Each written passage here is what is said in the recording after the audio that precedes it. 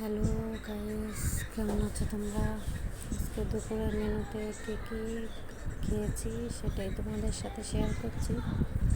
আজকে দুপুরে ছিল পাঙ্গাস মাছ ভাজা, পাঙ্গাস মাছের ডিম, মাছটার ডিম হয়েছে, সাথে ছিল লাল শাক। একটু লেবু চেপে নিলাম কারণ পাঙ্গাস মাছের সাথে একটু লেবু চেপে নিলে আমার ভালো লাগে। এখন অন্যদের ভালো না লাগতে পারে, যে যেভাবে খাওয়া পছন্দ করে আর কি। আমার সাথে একটু লাল শাক নিয়ে নিলাম। দুপুরে খাবারের সাথে যদি শাক সবজি হয় তাহলে খুব ভালো লাগে। দুপুরের খানাটাই শাক সবজি হলে খুব ভালো লাগে।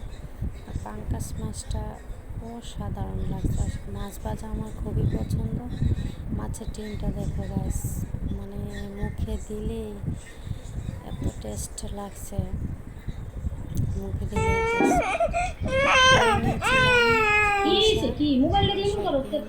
মাথা দিয়ে পুঁই শাকের তরকারি ছিল। এটা পুঁই শাকের তরকারি দিয়ে যখন খাচ্ছিলাম মানে এত ভালো লাগছিল, আর